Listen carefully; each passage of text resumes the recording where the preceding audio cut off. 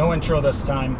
I wanted to shoot this down by Lake Michigan, but it was really, really windy, so I'm just gonna do it in my car on my commute home. So it's been a while since the last time you've seen me. I'm still alive, obviously.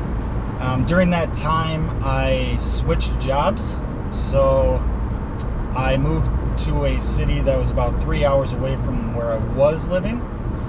That city is Milwaukee, which I believe is Algonquin for the good land. There was a lot of other personal things that were kind of going on too, so I kind of put a hold to the whole videos, just because I really didn't feel like I was in a good mindset for them. And as you have seen, I am someone who tries to be positive in my videos and have kind of a positive mindset, not raging and screaming and everything. So not having the right mindset, I felt was going to do the videos injustice. So that's kind of why I was gone. I'm not going to disclose everything. I want to keep a lot of things personal. But that's pretty much the reason. Take it or leave it.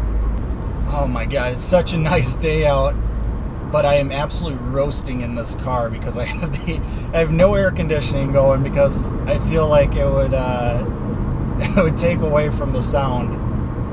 I'm pretty sure you wouldn't be able to hear me if I had it on. So I am sweating, I'm not gonna lie. It's just the sacrifices you gotta make. Anyhow, getting to Blackhawks hockey, it was disappointing. Disappointing end to the year, obviously. Not how we envisioned it, especially after winning 50 games, winning the Western Conference along with the division. You don't expect to get swept in the first round. Now, Nashville wasn't your typical 8th seed. They were or are a much better team than their seeding indicated.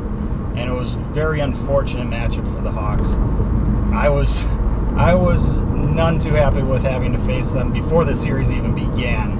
And then my fears kind of were realized as the series went on. But if you look back at it, the series really could have gone the other way. And by that I mean, it could have easily gone 6 or 7 games.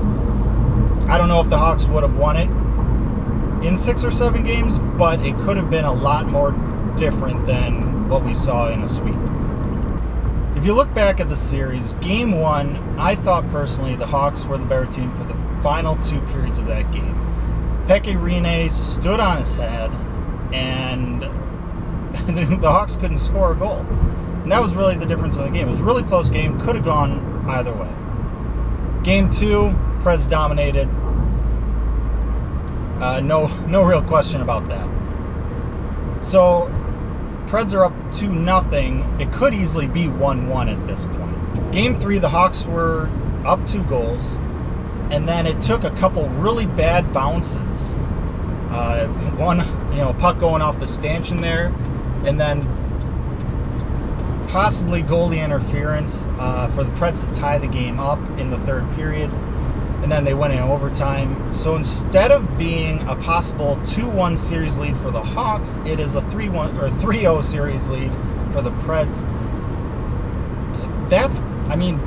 It's a very thin line when it comes to the difference between those 2 outcomes. Overall, the Preds were the better team, and you're seeing them making their run right now. They are an exciting team, and I could easily see them in the finals. I think EA Sports actually had them winning the Stanley Cup going into the playoffs, which is looking pretty good right now. But I don't know. Pittsburgh still scares me out of the East. I really think they have a real good shot at repeating, even with all the injuries they have. It's going to be an exciting Final Four. Exciting to see how this all plays out and who ends up winning the Cup.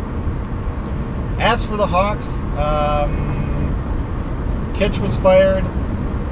We know that. Something had to change with the special teams situation that happened this year. Penalty kill was really awful at the beginning of the year. They picked it up as the year went on, but still was pretty bad all in all.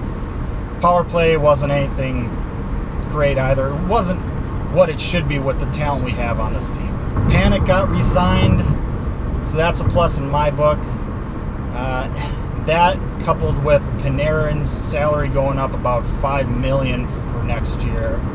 Stan's got to make some moves. Hopefully Kruger, as much as I like Kruger, hopefully Las Vegas takes him, get that contract off her books. Will we find a taker for Seabrook? I don't know. I find it hard to believe, but something's got to happen. I love Seabrook, but that contract is just killer right now. Anyhow, this offseason is going to be an interesting one for sure. Last time we had 2 first-round exits. We lost in 7 games to Vancouver Canucks. We're an overtime goal. Campoli turnover away from doing a reverse sweep in that series. And then the next year losing in, I think, 5 games to the Coyotes. Ben Smith was our lone star in that series, if you want to call it that. But the year after those 2 first-round exits, we went on to win the Stanley Cup. Will history repeat itself? Hopefully. All right, that's enough. I am sweating. I need to get this air conditioning on. Thanks for watching. See you next time.